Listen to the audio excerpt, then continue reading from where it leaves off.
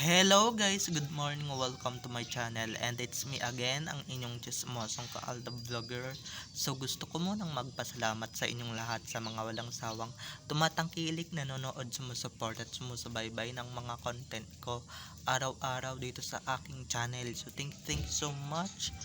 Kasi kung hindi dahil sa inyo, wala ako dito, and syempre sa mga subscribers ko na hanggang ngayon ay sumusuport at sumusubaybay pa rin sa akin throughout my 3 years journey dito sa YouTube. So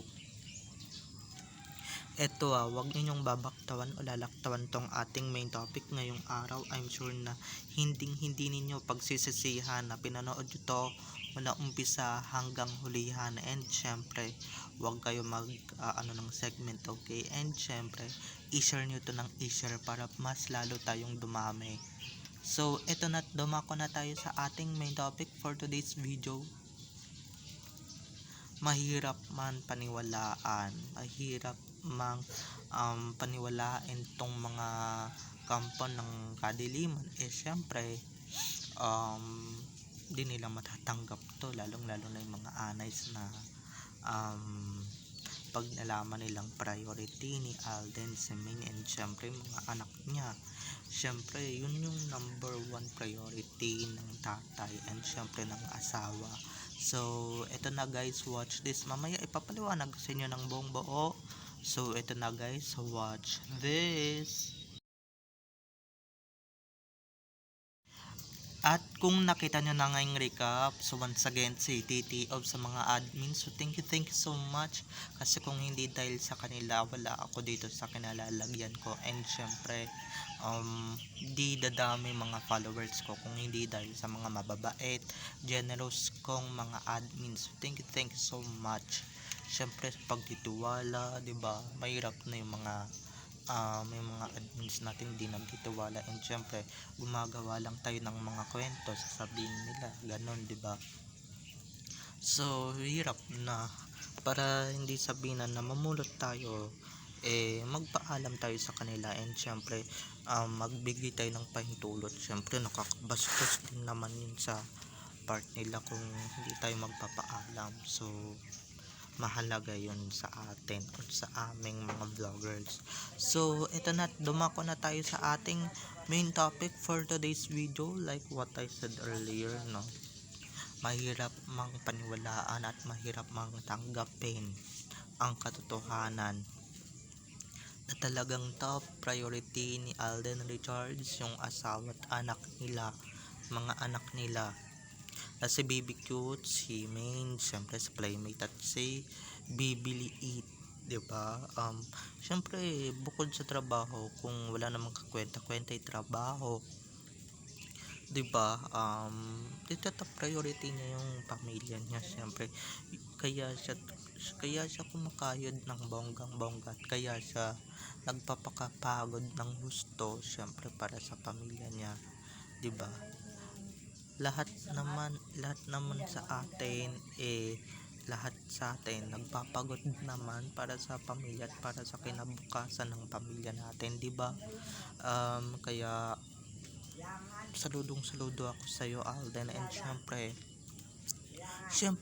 yung mga hindi naman maniniwala, yung hindi naman naniniwala, si syempre yung mga armin, and syempre mga katiden, syempre yung mga ano din, yung mga analytics din na walang mga utak. Ewan ko ba kung saan nakalagay yung mga utak na itong mga to, mga bobo katatong mga to, diba?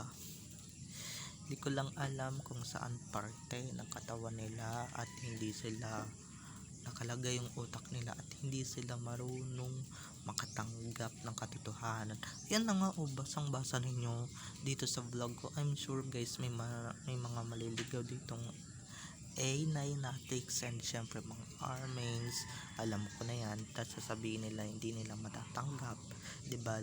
Lalong lalo na lalo na top priority ni Alden yung pamilya niya, 'di ba? Hindi nila matatanggap 'yun, 'di ba? Out sasabihin nila showbiz ang top priority ng dalawa. Talaga? Si Main mayaman na yun. So wala nang dapat tanongin yun sa showbiz. Si Alden kaya niyang isang tabi yung showbiz para sa pamilya at para sa kinabukasan ng pamilya niya. Okay? Ganun lang yun. Diba? Hindi naman tayo nagsisinungaling at hindi naman tayo gumagawa ng kwento dito kasi nga bawal tayong gumawa ng kwento kasi lahat tayo nagtetel ng truth at syempre bawal na bawal sa atin yun, no? Pagka nagsisinungaling tayo, pagka nagsasabi tayo ng kasinungalingan diba hahaba yung ilong, charot. Joke lang. So baka sila yung nagsisinungaling, diba? Sila yung mahahaba yung ilong, yung mga fans na hindi naman makatanggap ng katotohanan, diba? At lalong lalo na hindi makatanggap ng pagkatalo. Aanhin niya yung showbiz kung wala naman yung pamilya niya, diba? Kaya lang naman ginaganahan si Alden na mag-showbiz pa ng mag-showbiz dahil nga sa pamilya niya, dahil nga sa family niya na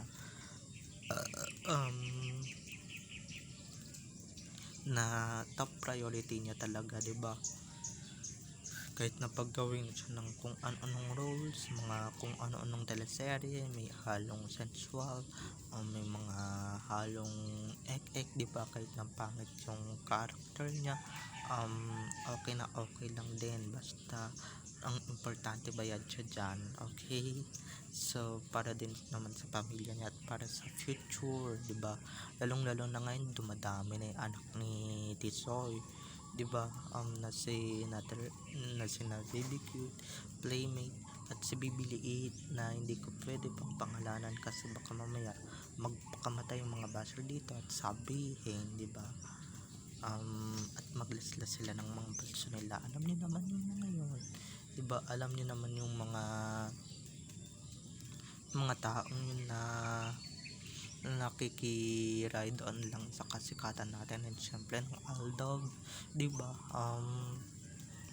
So ito na nga, dumako ulit tayo sa ating main topic for today's video. Ilalagay ko sa kokote ninyong kililiit parang mga parang mga palaka lang na kililiit ng mga utak, diba? Parang unggoy lang na kililiit ng mga utak or ng mga kung ano mga hayop na kililiit ng utak. Sasaksak ko sa kokote ninyo na tanggapin nyo na yung katotohanan. Okay, it's either truth or facts or fake. Meron daw, sabi ni Bea. Ewan ko sa kanila. So sensya na guys for interrupting, pero ito nga, top priority is family. Syempre ganyan talaga guys pagka may mga naipupundar and syempre mayaman na. Top priority pamilya, secondary na lang yung showbiz. Okay, secondary na lang kayo, hindi na kayo yung pinaka top 1. Oo, noon top 1, lalong lalo na yung mga fans, diba, na alam kong selos na selos, diba? Lalong lalo na yung mga ananatics na selos dyan kay may na at question ba't sila yung top priority. Eto lang nga, uulitin ko lang sa inyo yung sinabi sa inyo noon ni Alden, baka hindi nila natatandaan na kailanman hindi ko kayo pipiliin, mga fans lang kayo, diba? Mga supporters lang kayo. Anytime soon pwede kayong mapalitan ng mga bagong generations at ng mga bagong salta sa fandom, diba? Yung asawa hindi na mapapalitan yan, maski mga anak hindi na mapapalitan yan, hindi ba? Hindi na kailangan na talagang i-keep and syempre ipangalagaan yung pamilya. So yung pamilya once na dumating, yun na yun yung mga fans pagka may mga bagong generations, diba? Fans mo pa rin yun, or kung kilala ka pa rin nila, diba? So ganun lang yung eksena mga ka-ADN, ganun lang talaga yung mga diba? Pero tayo top priority tayo mga Alab Nation. So yung mga kaya pala naghihimatok yung mga anay natics dyan kasi nga mga hindi sila top priority. Sorry, wala naman kayong silbi sa buhay ng taong yan ni Alden. Wala kayong silbi, 'di ba? Hindi nga kayo nakakapagpa-trend sa Twitter, hindi nga kayo nakakapagpa-ratings ng mga shows niya, 'di ba? Hindi nga kayo nagsasuggest na magkaroon ng endorsements noon si Alden Richards, 'di ba? So eto real talk lang, okay? At hindi niya naman napasikat si Alden, 'di ba? Mga fans niya kahit na kung ano man yung suporta, kung ano man yung pagmamahal ninyo kay Alden noon at ngayon, hindi pa rin nagbabago yon, at hindi pa rin um at hindi, ganyan sila kahibang, guys, 'di ba? Gagawin nila lahat para kay Alden na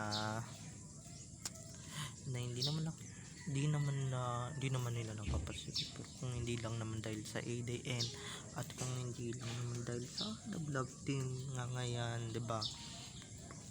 Ako na mismo may nagsasabi na walang kwenta yan, 'di ba? Don't get me wrong nga, pero yung dumating yung Aldab incident sa buhay niya, talagang bugs yung career niya, kaya wag kayo magmamalaki na kayo yung nagpasikat sa tao, and syempre kayo yung top priority ng tao, wag kayo magmalinis, okay? So hindi ako galit, nagsasabi lang naman ako ng katotohanan, and syempre kung hindi nyo naman tanggapin yun, di yun nasa sa inyo na yan, diba? Basta ako alam ko sa sarili ko na Aldab is real at Aldab is legit couple, okay? So at eto singit ko lang bago tayo magtuloy-tuloy. Kung hindi pa kayo nakakapag-subscribe dito sa channel ko, mag-subscribe na kayo, and syempre huwag ninyong kalimutan na i-click ang notification bell para ma-notified kayo. Para ma-notified kayo sa mga susunod ko pang i-upload na mga videos ang kulit nyo patungkol kina Main at Alden, and syempre patungkol sa kanilang mga buhay-buhay inside or outside man yan sa showbiz. So babay na mga ka-ADN, baka mamaya kung ano pa yung masabi ko. So babay na mga ka-ADN, I love you all, have a nice day, keep safe and God bless, happy Friday everyone, enjoy the rest of our weekend dahil onting kambot na lang, onting tulog na lang, weekends na, sa Sabado na naman. So babay na, I love you all, bye bye.